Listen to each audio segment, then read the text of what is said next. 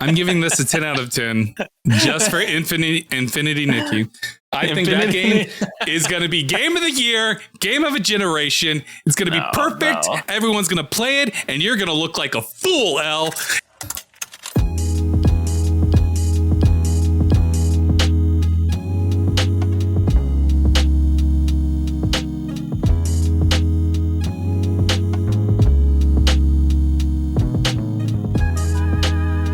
Welcome, everybody, to Respawn Please, the weekly video game podcast where two friends come together to talk all things video games. I'm Jesus, your host, and with me, as always, is my main squeeze, my best friend, the guy who rubs my feet at night. Al, how's it going? Hey, professional, I was going to say masseuse, professional foot rubber here. Yeah. No, I'm good. How's it going?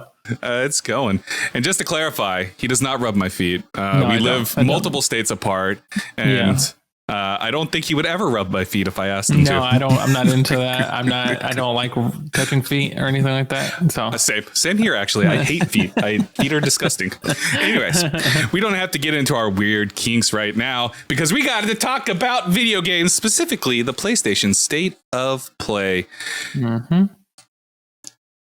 I watched the full thing. You watched all the highlights. So I'll give my thoughts initially of like the overall stuff, and then we'll get into the games itself.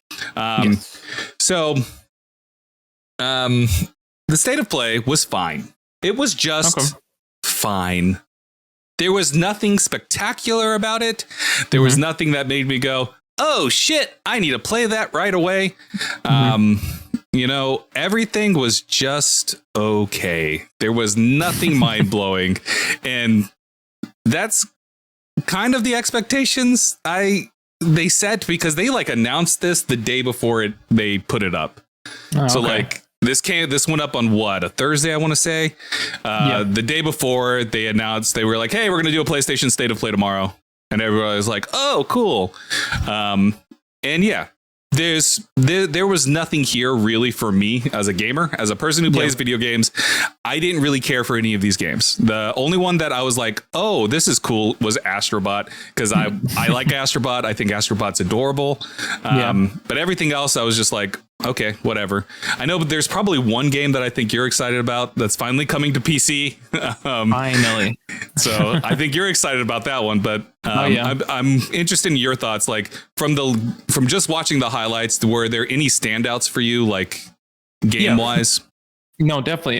There were a couple that piqued my interest, and so for example, because some of the highlights originally, of course, through social media, I saw people were picking out certain games that they thought stood out, or whatever. But anyway, so from my perspective, the games, of course, that stood out to me that I thought were pretty cool. Before I get into it, I will say there wasn't some groundbreaking reveal or anything like that. It just felt like a showcase. And plus, for being 35 minutes long, it did its job. And so it gave us an idea of what it was. It gave us an idea of what was coming for the rest of the year in a way, and some stuff that's coming in 2025. So exactly. So for me, some of the games that stood out that I thought were okay was one of the ones that I liked from the trailer was Concord, the 5v5. Of course, it's very. I figured you would like that. Of course, yeah, it looked cool. I'd have to I guess get into it to see whether or not I would even like to play it. But it looked cool as far as just the characters. I thought they were interesting. I thought, it's another take on the whole 5v5. Basically a lot of people are saying this has been around before Overwatch, but a lot of people are like, oh, this is like another competitor. Same with Marvel Rivals, which was another reveal, which I'm interested to play, which I saw they're going to do a closed beta here soon. And I want to play it, but the more that I look at other people play it, the more I feel like I'm not going to enjoy it as much as I do playing Overwatch. Just it's something about the mechanics for Overwatch that, to me, that just they feel smooth and polished and stuff. Another game that I really liked, which you mentioned, you didn't say the name, but was God of War Ragnarok finally coming to PC. I've been waiting to do that just because I myself do not have a PS5 or anything like that, and I enjoyed God of War when it got ported over to the PC, and I was like, oh, this is great. I like it. I love God of War. Pretty cool.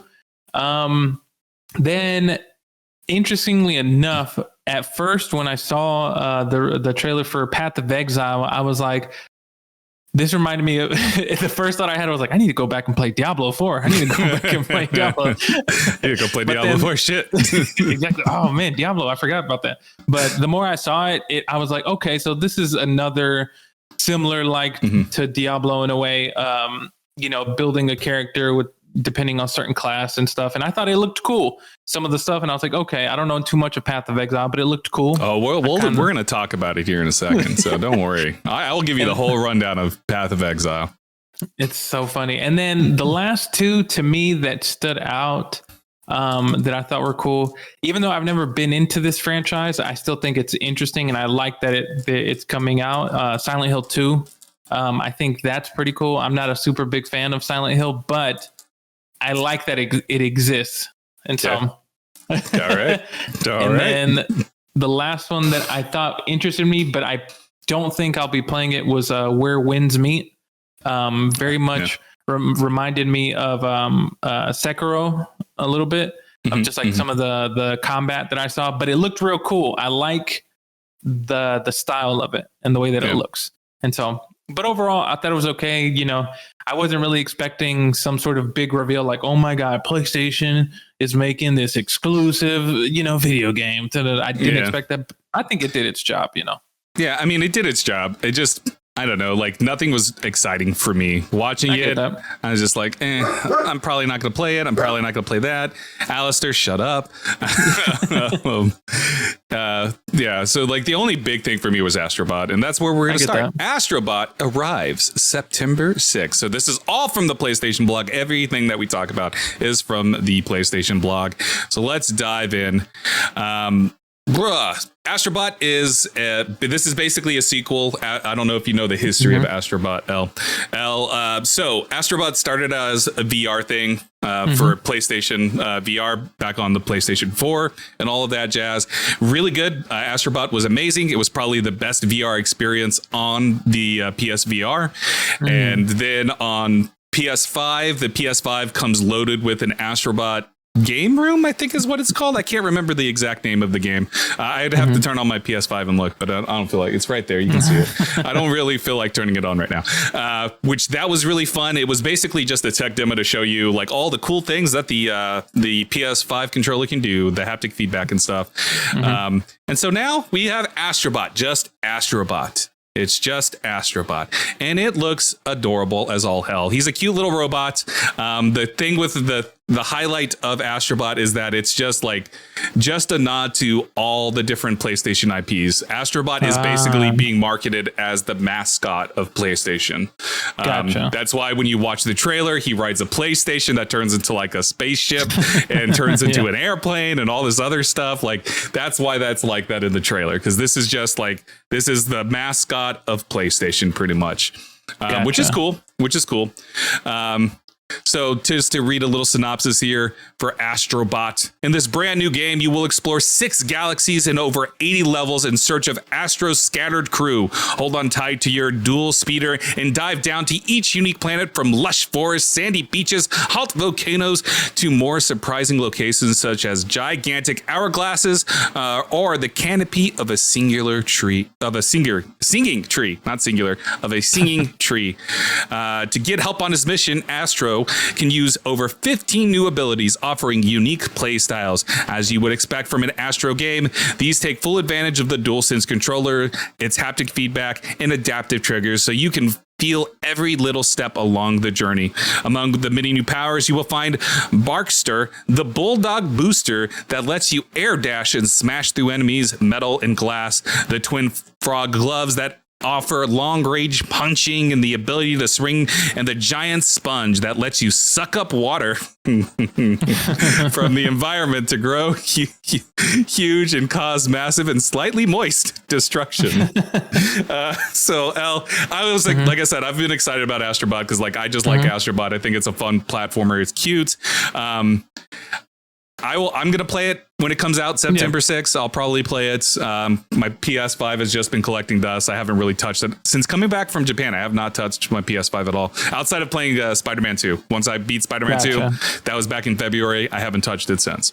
So But this will probably get me to play on my PlayStation again because like I'm like, yeah, Astrobot. I like it. Probably not going to ever come to PC because just how like integrated like the control is and stuff like that to the game. How important it is to have those haptic feedback triggers and all that stuff. So does Astrobot do anything for you when you looked at it? Or are you just gonna pass on it? No, I probably won't play it, but I do think it is cool. It is cool. It reminds me of like, I do like the in a way playing, referencing other PlayStation IP and like just other games and stuff. I think that's really cool, and I think the fun way to integrate that into the video game.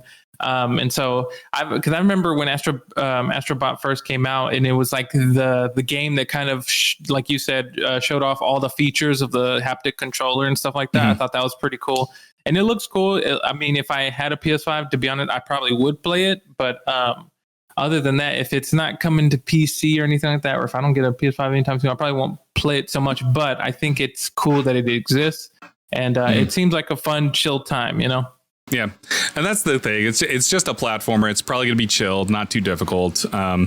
Like Astro Rescue Mission on the PSVR, not super difficult. Very fun. Again, probably the best VR experience I had playing PSVR back on the PS4.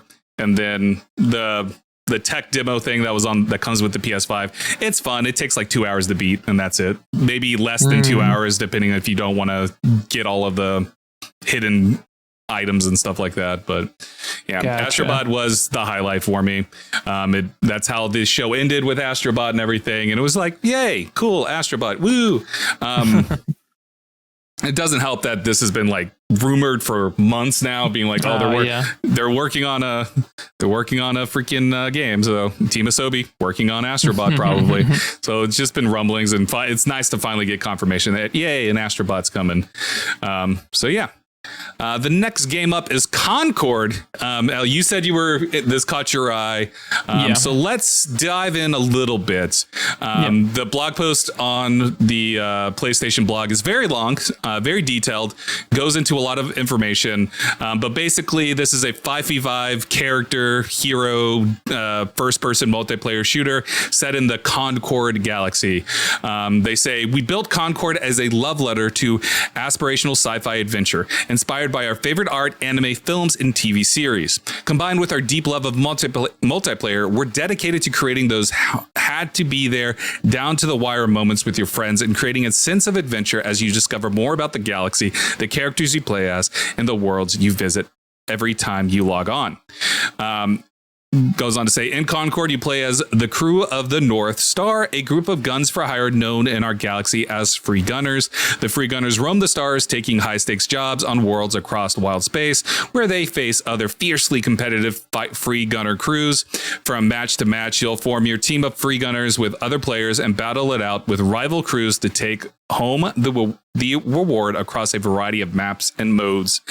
So, I know for me, I don't give one flying shit about this game. I don't care a goddamn thing about this game. Not to be negative about Concord. I'm sure it's going to be fine. I'm sure it's going to have I'm sure this is going to be a very well crafted game. Yeah. But I just don't care, because I already don't care about Overwatch. It's going to be hard for me to care about this, especially when you have to pay for it. I think this is a big kind of like barrier to entry for me. With Overwatch, it's free to play. Concord's not going to be free to play. I don't know what the pricing for it. Maybe I'm speaking out of my butt here. But you can pre-order it now. So yeah. Right now it is no, you can add it to your wish list, so I don't know. Oh, gotcha. Okay. So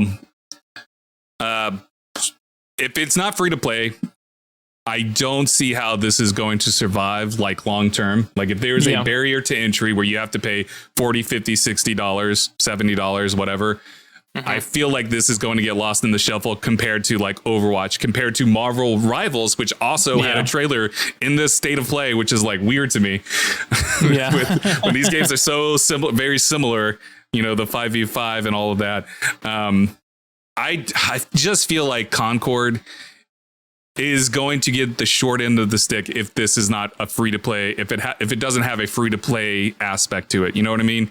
Because why would you pick this game over an Overwatch? Why would you pick this game over the multitude of free to play multiplayer games that you can play with your friends? You know, true. True. And I understand that different crowds with this and everything, and like there is seemingly a story focused drive for Concord. Mm-hmm. But even then, I'm just like, we've heard that before. We've heard that before, and it disappeared, you know? Yeah. So, like, not to say that they're going to pull an Overwatch or anything like that. But again, we've heard it before where they were like, we're going to be character driven, story focused. We're going to have cinematics. We've heard all of this sort of thing before, and ultimately got nowhere. So yeah, I don't know. I don't want to be I'm still burned by the lack of single player in Overwatch is basically what I'm saying here. So I'm taking it out on Concord. No, but I still, get that. I find it hard to believe and have faith, because one of the other things that has been going around, I don't know if it's in this, they mentioned that they want to have cinematics like every week or something like that. Ooh, that's been going around. I'm like, don't make that promise, because I don't think you can keep that. And I don't see it in this blog post, so I don't know where maybe it was mentioned during the state of play where they said every week we're going to have cinematic focused on different characters and stuff. And I'm like, okay, I hope you can stick to it, because when you say every week, that implies that you are going to do this every week. I hope you actually. What I think they mean is that anytime they have during the launch week, they'll have like a bunch of cinematics for all the different characters, and then anytime they add a new character is what I'm thinking they actually mean. You know what I mean? Mm-hmm. But like, I find it hard to believe that they're going to consistently, for weeks and weeks and months, consistently put out cinematics that tell the story of Concord. But True. Again, I hope they can prove me wrong, and I hope this game is good. Like, I want this game to be good. I want people to play this game because I like the idea of it. The character, the cinematic trailer for it looked awesome. The characters looked fun. But this is definitely not a game that I'm ever going to play, especially with a barrier to entry, if there is a barrier to entry. Yeah. And I'm going to stop talking now because I've ranted. No, you're good. No, I agree. And so it's going to depend on that barrier to entry to see how much it costs. And then also too, like if they end up going through, I don't know if they said anything about them doing a battle pass or anything like that, but it's going to depend, because if this is a game that they're like charging $60 or something like that, even 40 is like pushing it to an extent. Mm-hmm. And so, because like you said, it's like when you have other games that you can play for free now, or you can play through, with your friends through other games via like Game Pass or something. Like, for example, like you don't necessarily have to buy Diablo anymore unless you have Game Pass. You can just play through there, and your friends, rather than paying $40 to $60, you can just pay $10 for the PC or your Xbox or whatever, and you're good there. And that's like something to go and like grind through and do your thing like that. And so I think I want it to succeed too, because the characters look interesting and I think it looks cool. But if that barrier to entry is up there for like $50, $60, I'm like, oof, I don't know if this is going to last.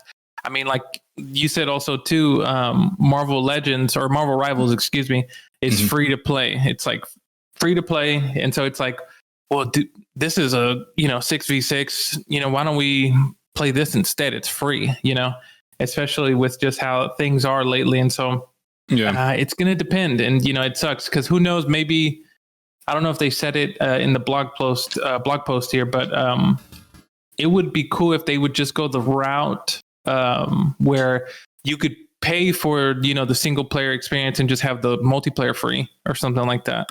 I mean, it's not, there's no single player experience. It's just, there's just going to be like cinematics and stuff and all that. Gotcha. It's going to be 5v5 no matter what, which is why I'm saying it needs to be a free to play experience. Yeah, because again, if this is only multiplayer, why would anybody pick this over Overwatch, over Fortnite, over Call of Duty? Very true.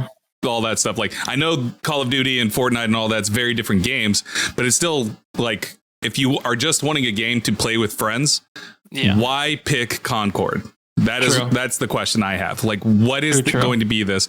Because you also, because I like the gameplay. I know you said the gameplay looked good to you. Mm-hmm. It looked generic as all hell to me. Like I watched it. I was like, it looks fine, I guess. It looks like any other game of that type to me, which there was nothing mind blowing about it.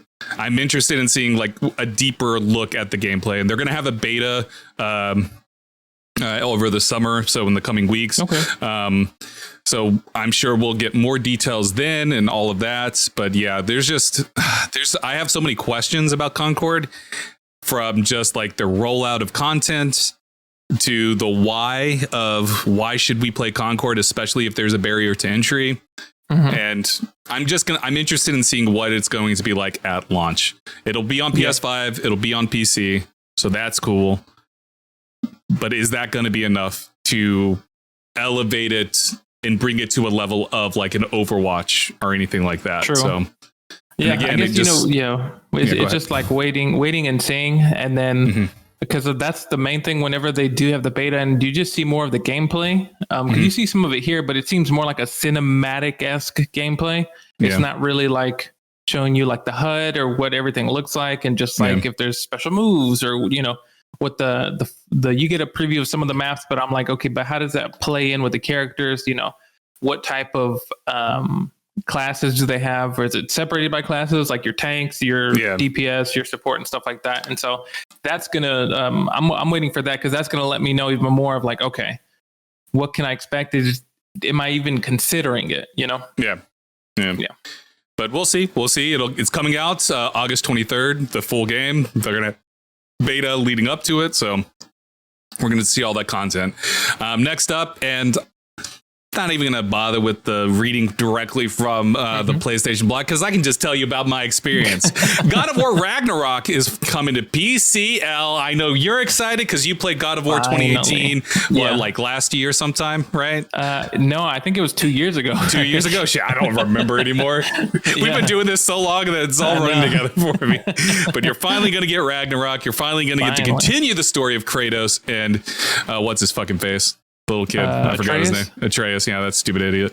He's a teenager now, and he's just a little whiny bitch. No.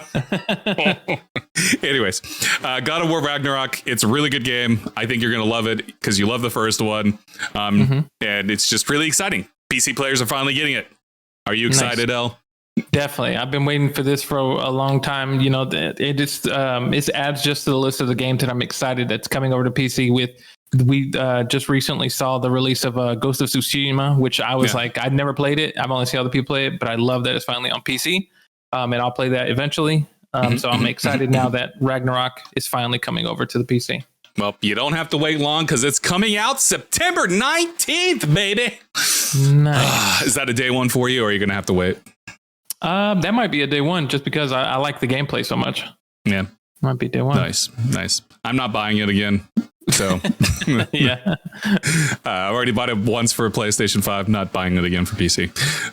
Moving on from Ragnarok, unless you have more you want to talk about with Ragnarok. No. All right, nothing moving else on. needs to be said. Until Dawn is getting like a remake update for PlayStation 5 and PC.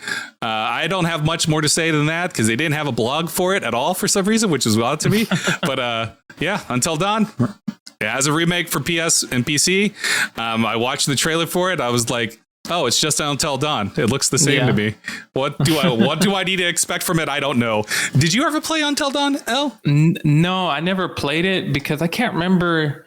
I know Until Dawn. Let me say this: that this is a game that I don't understand why it's getting a remake so soon, because it only came out a couple years ago. I mean, it came out in 2014. I want to say 2015. 14? It's been that long? Oh my! Yeah, God. like It came out in 2015 because I got it right before I moved to California. Gotcha. I remember buying it and playing it before I moved to California because it came out because I moved to California in October of 2015. So I want to say it was then. That's so interesting. Unless I just waited a year to get it or something, but yeah.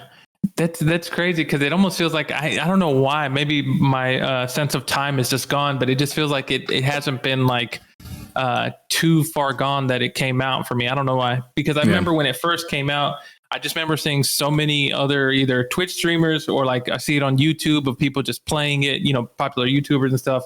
So much to the point that it felt like I basically played it because I saw people play and I was just like, yeah, I don't need to play this. Like, So do you want to play it now? That's going to be on PC. I mean, no, I'm okay. I don't need to like go through. You don't want to see the story of what's her name, the cheerleader girl. What is her name? Is that her name? Claire? I don't know.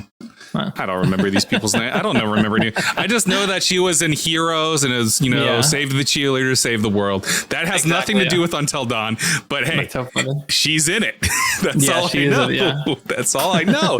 And then they have what's his name? Michael. Didn't it? What's his name? Rami. Yeah. They have. He played. What's his name in Mr. Robot? Yeah, he was in Mr. Robot. Then he was also in the biopic of Queen. Queen, yeah. He was the lead singer for Queen. Or he played the lead singer of Queen. Yeah, and then yeah. And then they also have I don't remember. Do you remember the Agents of S.H.I.E.L.D. show? Yes, I do. They have what's his name from season 1, the one that turned out to be the traitor. And betrayed everyone in season 1. They also have him in that. Anyways, it's not important. I don't remember any of these actors' names, so yeah, I don't either. But they have a whole bunch of big actors in here, which is cool. Whatever. Until Dawn, fine game, I guess. I thought I enjoyed it when I played it. Didn't think it was very scary, but hey, people say it's scary. What do I know? I'm an idiot when it comes to horror. So. Anyways, moving on. Elle, are you going to buy it? Yes, no? No, probably not. No. Okay, well, fine. What if I buy it for you and then we play together? Can you do like integration with like 2 people playing? I have no idea. I have no idea. Maybe. No, probably not. All right, moving on to Skydance's Behemoth. Skydance Behemoth is a PSVR 2 coming in the fall 2024. Let's see. I'm trying to find like a blurb for it on this page. Okay, so let's go with this. This is the little look at Behemoth. The Forsaken Lands are epic. Bones of once great civilization jut out from the unforgiving terrain. Sprawling mountains of the horizon cast shadows on the lands below. Colossal towers hang over your path as you hunt for a behemoth's hidden lair. And then Brian Murphy, the game director, goes on to say, everything in this game is designed relative to the behemoths. It's important that players are awed by the size and scale of each boss. You're literally fighting a mountain. So what this sounds to me like, and from what I could see from like the trailer, this kind of makes me think of like Shadow of the Colossus, but in VR. Okay. You're climbing these things, and you know how in Shadow of the Colossus, you just run around climbing these things, and then you kill them, and then it turns out you're the bad guy. I don't know if you know that. I don't know if you know this plot for Shadow of Colossus, for a game that came out like what 20 something years ago. Yeah, because it was like on PS2, right? So yeah, PS2 game. So like a game that came out a long time ago. But that's the impression I got with Behemoth. Like it's just going to be sort of that, but in VR with maybe a little bit more combat focus and stuff. I will say this does not make me want to get PSVR 2. Yeah, no, this does not make me here. This does not make me care at all. So I guess I don't know. I like the idea of the way that it wants to like take VR, but just by looking at it, it's not hyping me up. You know, like I need to get into PSVR. Like it's just not doing it for me, and it's tough. And I feel like we're in a not necessarily a rut, but like it's taking a minute for like VR to really like get going, you know?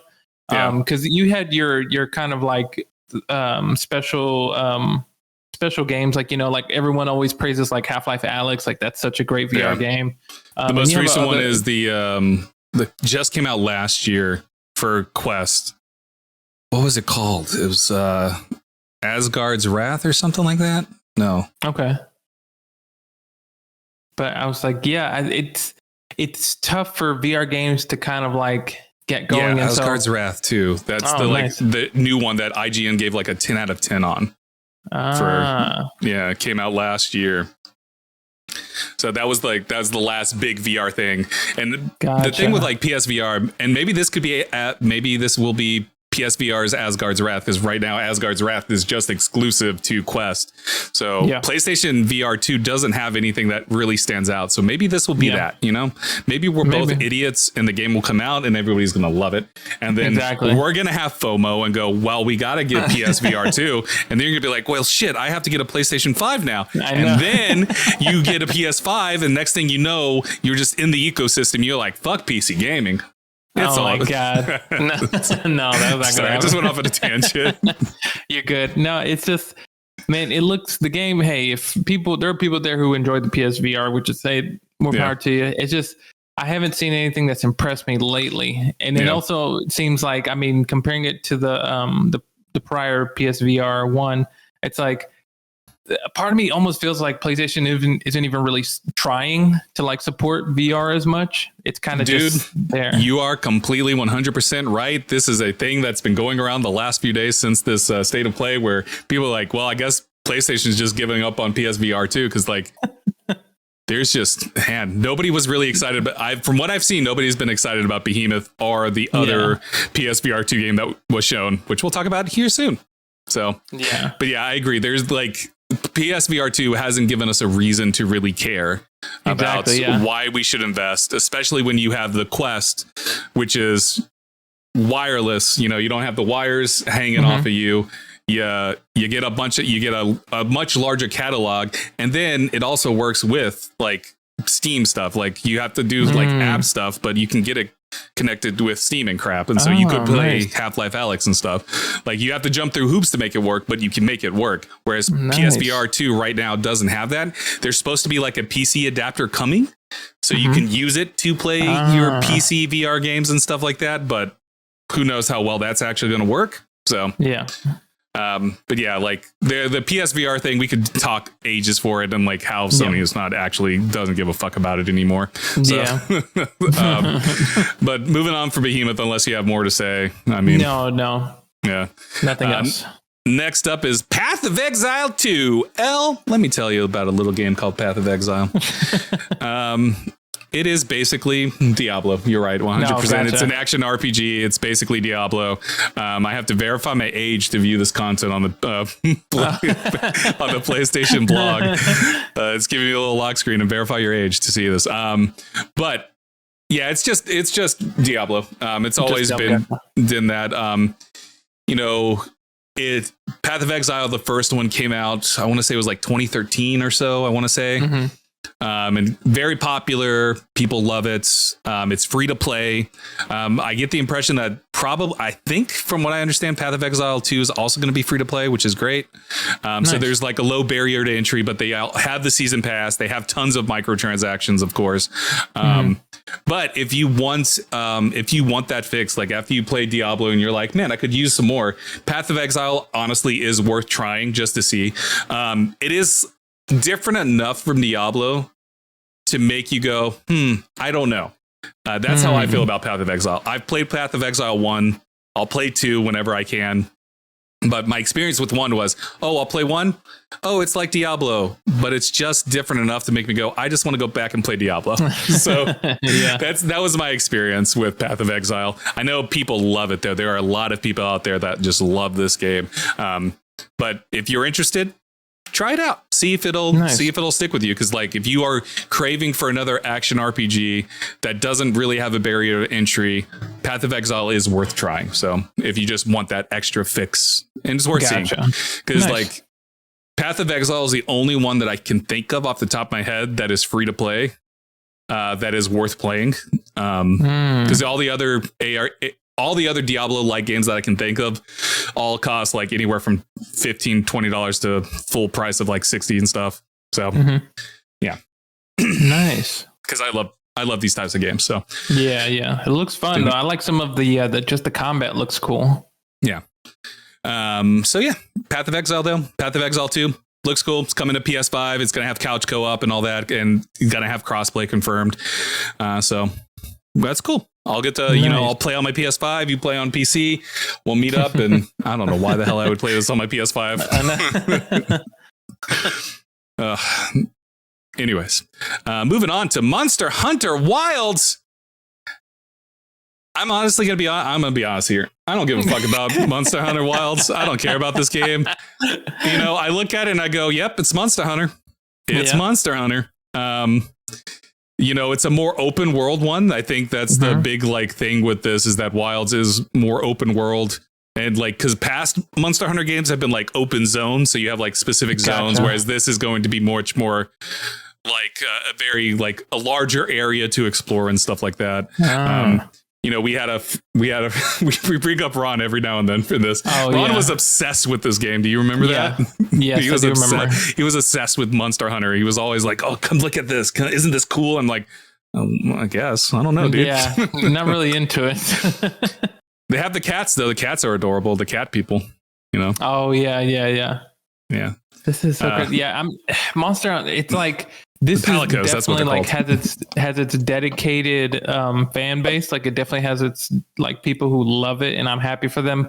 It's just every time I see gameplay of it and stuff, it just doesn't look appealing. Like I don't know why. Right? Maybe it's just not my thing. It doesn't look exciting at all. I don't know why. Yeah, I played Monster Hunter World because I wanted to get into it because it came on. It came to Game Pass for a while. I don't know if it's still on Game Pass, but I tried it and I was just like, whatever, dude. Like it just wasn't clicking with me. I was like, I'm not having fun with this. This is not interesting.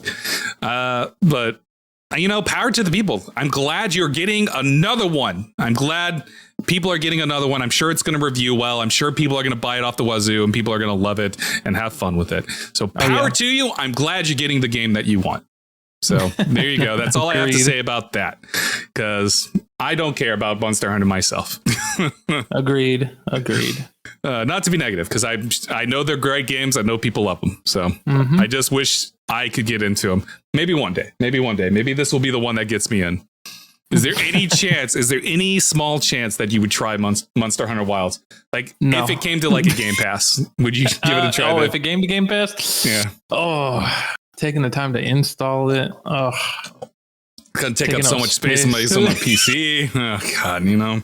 I don't even know if I'll have Game Pass by then, you know. Like it's expired. Oh my God. Yeah, I don't know. Maybe who knows? We'll have to wait and see. So many barriers to get past, you know. Yeah. This is a PlayStation. We shouldn't be talking about Game Pass. Game Pass has nothing to do with PlayStation. Sorry everybody. Sorry, PlayStation. Don't come out after us. Yeah. The next game that we're going to talk about is Silent Hills 2. And man, I found it interesting that you said that you thought that this game jumped out at you. Yeah. And I'll explain why. But first, let's go into this.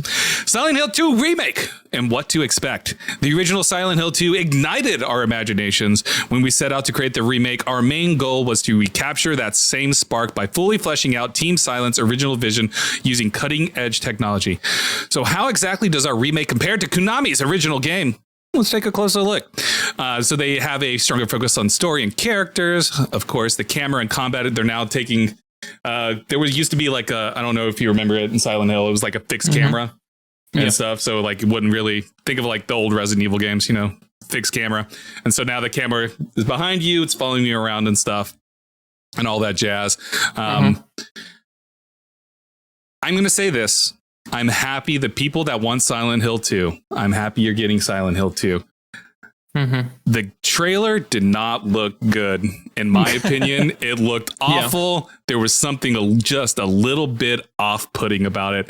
And not even like I didn't think it was scary or anything. I've actually played Silent Hill 2. Didn't think Silent Hill 2 was scary. Because again, I don't understand horror in video games, I guess. But there was just something about it that just was like, this does not look good to me. I don't know what about it, what it was. It just, I just have a feeling this game is not gonna, I don't think this game is gonna review well. I hope I'm wrong. I hope this game comes out and everybody's gonna love it and it's gonna be like 10 out of 10's game of the year. I just don't get it. I just don't think so. There's just something about it that feels really weird. So I don't know. That's coming. We'll find out October 8th, but like the gameplay trailer just like did not do it for me. So I get that, but it did it for you. So there you go. Yeah, I think it's like I like the IP. The IP is interesting. I think it's one of those things that just it's in a you like the just the characters themselves are cool to me. Because I know not every Silent Hill game has been great at all, but like I like the idea of the world that it's in, with and just like trying to solve this mystery, and then also just the monsters in it I think are really interesting, like, and they're very unique, of course, to Silent Hill, like the Pyramid Head and stuff like that, and all the things, even though it's been a while since I've played a Silent Hill game. And so that's what I like about it the most. Outside of that, I guess we'll just have to wait and see as to whether or not it lives up to it, or if it just unfortunately goes down, Yeah. And on the blog post, it does give you like a lineup of things that you'll get if you pre-order. So if you get the standard edition pre-order physical, I don't know. Or no, it's just the standard edition. If you pre-order it, you get a Mira the dog mask, and then only for PlayStation 5, Robbie the rabbit mask. Cool. And then there's the deluxe versions, of course. And if you get the deluxe pre-order edition, you get 48-hour early access, so that's cool. You get a Pyramid Head mask, you get a digital soundtrack, you get a digital art book, and all that. So if you want a 48-hour early access, there you go. If you can't wait until I was about to say Diablo. If you can't wait until October 8th, you can get 48 hours earlier. I'll say this last about this. The only thing I don't like is this, because it reeks of give us money. The different tiers of it, of like these small, like, get this rabbit mask and get these two masks or whatever. And I'm just like, really, this is it? It makes me think of just recently, which this is a little off topic, just with a lot of people who are upset with Rainbow Six Siege and just the tiers that they're starting to do of like subscriptions and stuff. And I wish that just give us the game, just do that. But I don't like it when studios do that, because it's like, you want the standard edition, just the game. You want a pre-order standard edition. You want deluxe edition. You want the super pre-order deluxe. You want the sell us your soul edition, where you sell us your soul. I mean, yeah, exactly. It's really getting out of hand. I don't know if you've seen the Star Wars Outlaws one, where it's just like there's like 20 different. I'm exaggerating, of course, but still, it's like there's an unreasonable amount of editions with different perks and stuff. And it's like, if you're gonna just do a standard edition and a deluxe edition, that's it.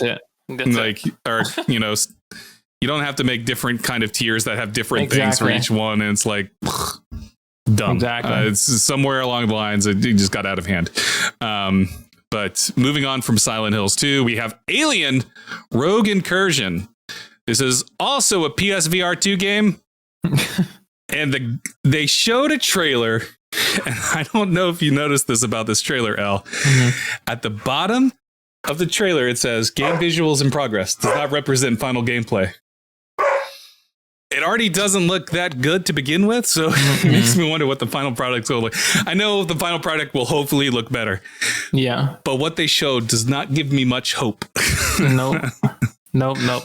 Like, just this trailer. Yeah, go ahead. Oh my God. I was going to say, this trailer, I don't want to like be super mean, but this trailer was very bad. Yeah. This trailer was very, very, very bad. Like, it didn't even really show off anything. All it did was give you like quick, like 2 second, 3 second little, oh, here's a ship. It's scary. And here's an alien. Like, that's it. And I was like, oh no, this is not good. I was like, PlayStation does not care anymore. Very bad. It's a shame too, because this Alien, it's a very beloved IP. This could be great. Yep. I just don't think it's going to be great. Unfortunately. I hope I'm wrong. But I get the impression it's not going to be very good. So we'll find out come the holiday season of 2024. Oof. We will see. Next up is Marvel Rivals, a game that we've talked about. I know you were interested in it. I know you you signed up for the closed beta or the closed alpha stuff. Yeah. Back on PC. But people have been streaming it. People have gotten their hands on it. For the most part, people seem to enjoy it. There was the whole kerfuffle with signing a document where you couldn't talk negative or whatever. And then they've since, I believe, rescinded that portion of of the contract and all that stuff that they had with streamers and stuff. But yeah, Marvel Rivals still looks like Marvel Rivals. They showed off some new heroes. Venom has now joined the fray, which was cool. Venom wasn't in the other stuff, so he's now here. And then they showed off a PS5 exclusive costume for Spider-Man, the Scarlet Spider, which looks cool. What's more really to say about Marvel Rivals, El? True. I mean, like, it looks okay. It's just, man, I don't know what it is. I just can't get into the I'm still gonna try it. I still want to hold out and be like, okay, let me at least try it so I can give it its full, really, like, whether or not I like it at all, because it looks okay. It's just, I don't know what it is. Something about it. Maybe I'm just been too used to looking at Overwatch and stuff, but there's certain like smoothness and like polishedness that I don't see in here as much. But maybe as we get closer to like its official release, it'll be even more like polished and like it'll run smoothly and stuff. And I don't know, it's just some of it, it's not appealing. Because there's like this thing where I can't remember in Overwatch. Sorry to go on a tangent here, but there's this thing that people who play it, and really any other type of like 5v5 or just, free for all, Call of Duty, Fortnite type of stuff here. But there's some sort of like enjoyment you get out of certain aspects about games, and in these types of games where like it feels good to play it because of certain sound effects, certain things. Like it feels good when you're getting like certain shots off and they hit like in certain critical points or something like that. And from what I've seen other people playing this game, I don't get that. Like, I don't know what that, I guess, dopamine hit is, to continue to play. Because not all, I haven't experienced it, but maybe I will once I do play it and get my hands on it. But as of right now, like, I just haven't seen that yet, Yeah, to be fair, though, I have never got that dopamine hit from Overwatch. I don't know what the fuck you're talking about when you talk. Joking. Yeah, I mean, I feel that. Like, I think we've talked about this where the combat itself, just watching it feels kind of stiff at times, where it just doesn't have a fluidity to it that I think like Overwatch has. And I think it's one thing to watch. It's another thing to play, of course. So once you actually play it, it might be different. And, it's all well and good to hear go, oh, no, this game feels great to play. It's like, I hear streamers say it, but I won't know until I actually play it. Like, I can't believe it until I actually play it type of thing. Yeah, exactly. I'm glad that people enjoy it. Glad people think that, but until I play it, I can't agree or disagree. So, but yeah, I feel that though. Like Marvel Rivals, definitely, there's something about it, just watching it that makes me go, I don't know, but we'll see. We'll see. We're getting stuff soon. So nice. Anyways, the closed beta was announced for July for Marvel Rivals. Woohoo! Cool. Who cares? I don't. Dynasty Warriors Origins was also revealed, and it's coming out in 2025. Elle, are you a Dynasty Warriors person? Did you ever play any of the Dynasty Warrior games back on like the PS2 days? Yeah. I think I did, but it was on like Xbox 360, if I remember correctly, when I was over there. Okay. And I wasn't like a big fan of it. I didn't hate it. It just didn't like hold my attention as much. I was just like, oh, okay, so you're just beating up a bunch of army of peoples. And I was like, okay. It's just a singular person against a whole army of people. Yeah. I've never been much of a Dynasty Warriors either. The trailer looks cool, but like other than that, I'm like, whatever. Again, this goes back. I'm glad that people who love Dynasty Warriors, I'm glad you're getting another game. I'm glad you're getting one more game. I hope it's good and I hope you like it. But that's all I have for this. I wish I had more of thoughts on Dynasty Warriors, but it's literally a game I never think about until someone brings it up randomly. Like, oh yeah, that's a game. That's a game. I've seen it. I think I played one of them probably at some point. But yeah. I have no like history with it or anything like that. Same. Next up is Ballad of Antara, which is coming to PS5 in 2025 as well.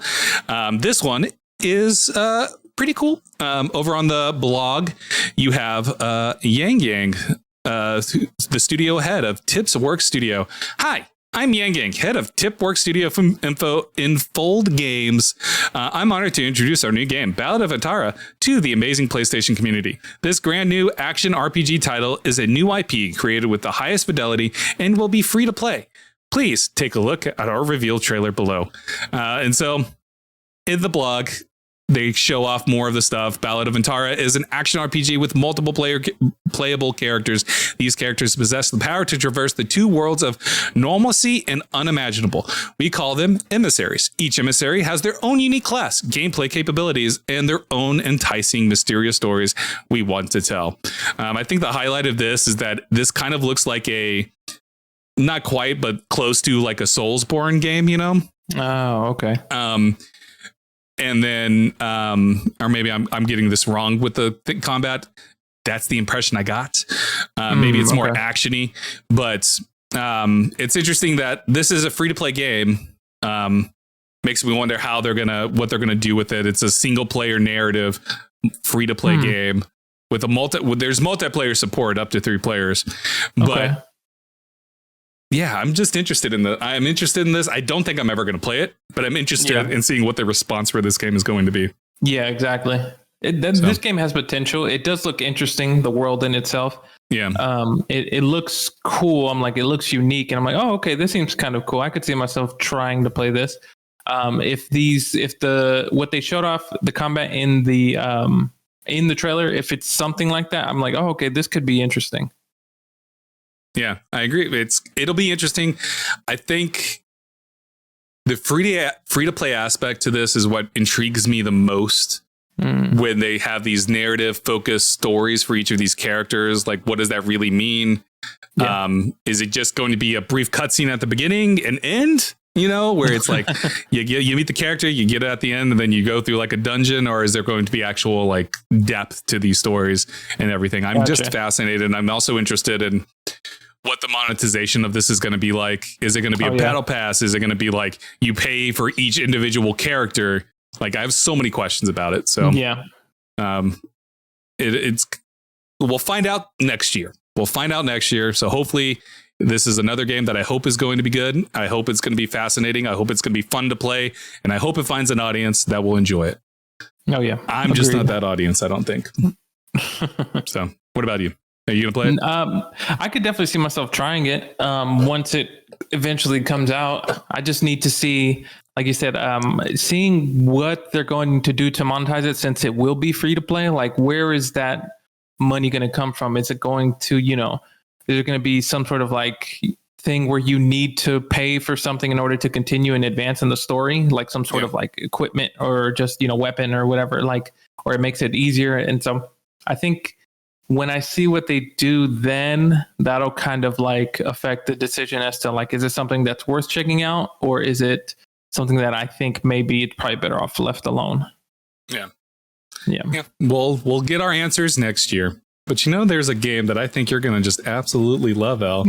I think, El, once you play this game, El, I think you're going to be addicted to it and you're never going to stop playing. And that is Infinity Nikki. No. I'm going to give you a little breakdown of this. The vast, marvelous world of Maryland. Maryland is the setting of the Nikki series. On this continent, styling isn't just a pursuit of beauty. It also has magical powers. In past games, Nikki is given the mission to save Maryland, and she relies on the power of styling to change the world's fate. The clothing styles from various nations, whether splendid or fantastical, add unique aspects to Nikki's journey. Infinity Nikki opens up a new chapter. Nikki and her friend Momo arrive in Maryland that's from an alternate timeline. A great world lies before them, bringing infinite possibilities and more challenges. However, Nikki's resolve remains unwavering as always. Nikki will travel with Momo across Maryland's extraordinary nations, each with unique culture and history. They'll encounter all sorts of people, creatures filled with creativity and whimsy. They'll also be able to collect exquisite outfits of various styles through different means. On their journey, Nikki and Momo will encounter special scenarios and perplexing puzzles. They overcome trials together, which shows the strength of their friendship. You're telling me, El, that is not for you? You're telling me you don't want to be Nikki and form your friendship with Momo? You don't want to dress up this freaking person and this cat thing. You don't want to do that? You're telling me this is not for you? This is not for me. Oh my God. I'm telling you right now, I'm not going to play it either. But it definitely seems like a cozy game, like a very cozy and chill game, but this is not I am not the intended audience for this game. Well, I'm willing to bet. I'm willing to bet if you start playing it, Al, you will fall in love with it, and then it'll be all you play. Oh my gosh, no. I don't knock it until you try it. Don't knock it until you try it. You don't know. You don't know. I agree with that phrase, but this is the one time I'm going to disagree. I'm sure this game is going to be great. I'm sure it'll be fine. It's another one of those games. I'm glad if you're a Nikki fan. I'm glad if you're a fan of this. I'm glad you're getting another game. And I hope you love it. I'm never going to play it. I hope you love it. Agreed. And then finally, the last game to talk about is Where Winds Meet. This is a Superhuman open world martial arts adventure, and it's coming to PS5. So your character, this is straight from the blog again, your character might use the magical power of Qin Gong to run up sheer cliffs or across the shimmering surface of water at high speeds, or use the power of chi to stun enemies from a distance or grasp objectives from far out of reach. Martial arts skills can also be acquired from observing and mimicking the behavior of animals. Breathe like fire like a dragon, leap like a giant toad, or roar like a lion. All skills that can prove incredibly useful when faced with an array of foes, whether human or maybe with that giant bear you accidentally provoked. Where Winds Meet is set in the period in Chinese history known as the 5 Dynasties and 10 Kingdoms. For us, this historical period offers an exciting opportunity because it was a time of great turbulence and change and represents the perfect setting for our young hero to carve the path and discover their destiny.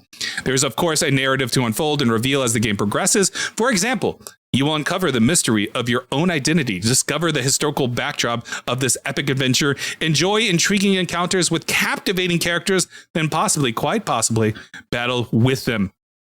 But we won't say too much about this now. It remains to be discovered. Al, you said this game caught your eye. Mm-hmm. So are you still feeling good about it? Is this a game that you are going to possibly play when it launches? Yeah, I could definitely see that. Just the combat looks cool. It reminds me a little bit of a mixture of Sekiro / like Devil May Cry, just quick like combat going in and out and just like, fighting some demons, and it looks interesting to me. Yeah, I will say it looks interesting too. I'm probably never going to play it. It reminds me too much of what was that game that came out last year? Oh, that I hated. Wolong? That game. It reminds me too much of that in a lot of ways, from like this visually, gameplay wise and stuff. I'm like, I don't think this is once again not going to be a game for me. But I hope it finds an audience. I hope people enjoy it because, I just want to support all games because I think all games deserve it. But then there are games like, I don't know, Overwatch that doesn't even deserve to exist, but whatever. But yeah, this game looks cool. Hilarious. The trailer looked impressive. I like the idea of the scale of the battles and stuff. And maybe I got the combat for this mixed up with the other one, Ballad of Vantara. Either way. Both of those games look unique and look interesting. I hope they find the audience that they need, and I hope they review well and people buy them because the video game industry is in a really interesting place right now. So, support the games, support games. At the end of the day, just support the games that you enjoy. So make sure you do that. Yes. Even if it's Nikki Infinity, which I'm 100% going to find a way to trick L into playing it. Yeah, he's going to be like, I got this new game. I won't tell you about it, but it's co-op. We can play it online. It's going to be perfect. Yeah. And then just surprise me. Yeah. And then it's going to lock my computer screen. I can't continue doing anything else until I play this game. I'm going to have to contact your partner and be like, hey, I need you to do something for me. I need you to install Infinite Nikki, and then change the name of the thing. So when he opens it, he's thinking he's clicking on something different, I need you to get onto his computer. Anyways. Oh my God. Overall, though, the PlayStation State of Play that went by, like I said, at the top of the whole podcast, it was fine. Again, as you could probably tell if you've reached this point, I just did not care for the majority of the games. Other than Astrobot, nothing stood out to me. I was just like, whatever during the 35 minutes. And that's the only good thing to me, was that it was 30 to 35 minutes. So yeah, there I am with this. Nothing really makes me go, and I think we've had this conversation. Nothing about this made me go, you need to go buy a PlayStation. Yeah. Nothing about this made me go, oh, you need to go buy a PS VR 2. None of these games did. Also, a good chunk of these games are also coming to PC. So yeah, exactly. It's, again, if you don't already have a PlayStation but you have a PC, what's the point? I don't know. Like, agreed. It's becoming increasingly a thing for me where I just look at this, and this is coming from somebody that owns a PS5. This is a person that's coming from that I own a Switch, I own a Xbox, I own all the consoles, I own a PC, and I'm just like, why should I own any of these when everything is on PC? Yeah.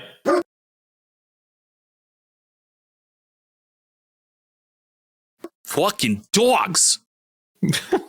Fucking dogs always start barking for no reason. But yeah, I just feel that way though. Like, why bother with PS5? Do you need to play Astrobot?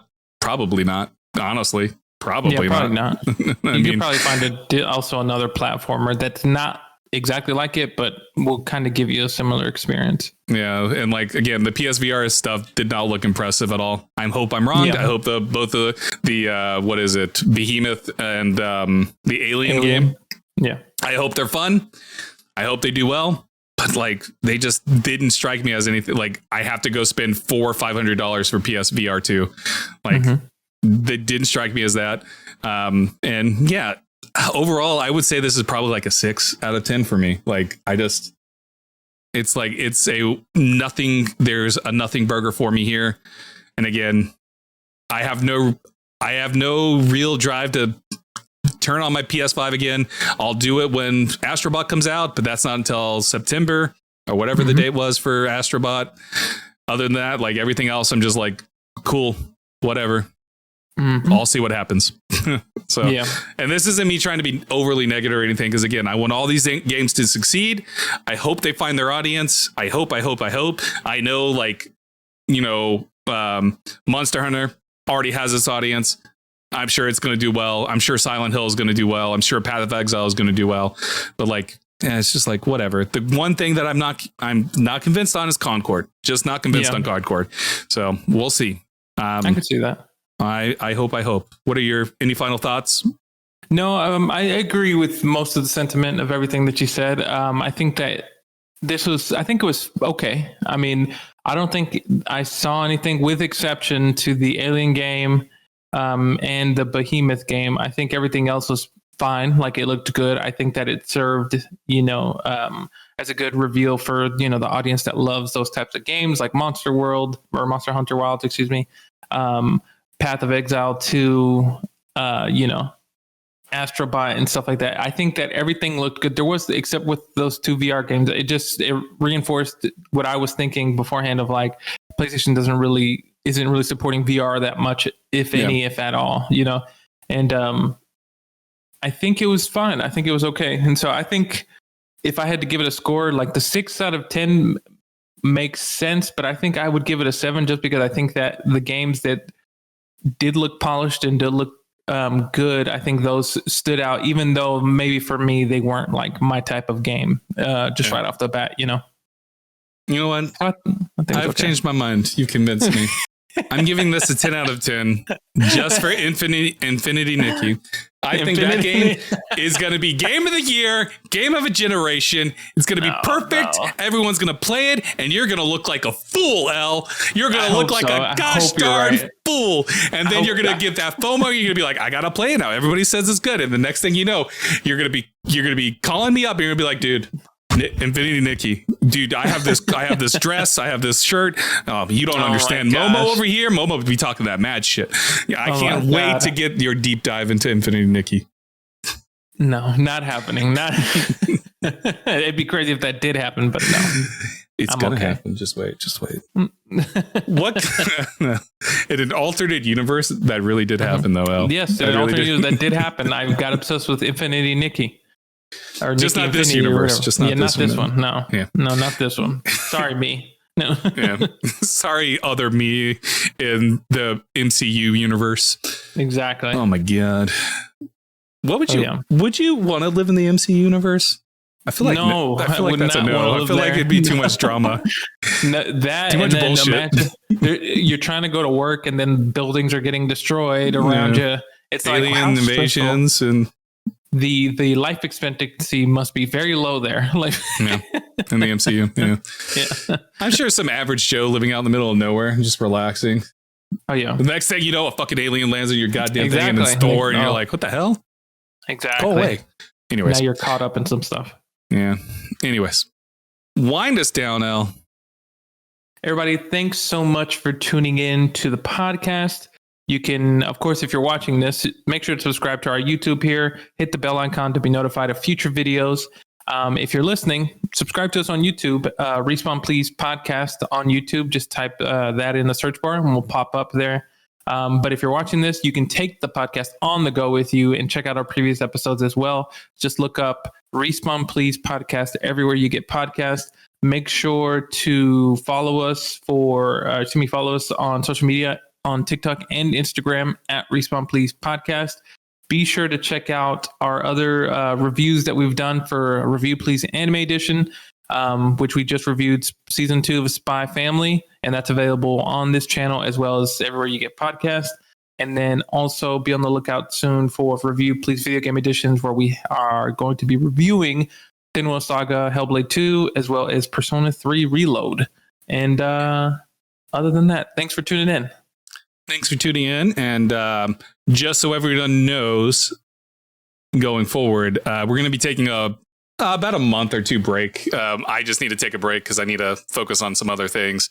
We'll still be doing the reviews, but doing a podcast weekly won't be a thing, but maybe it'll pop up every now and then over the next 2 months. But come August, we'll be back to a weekly schedule.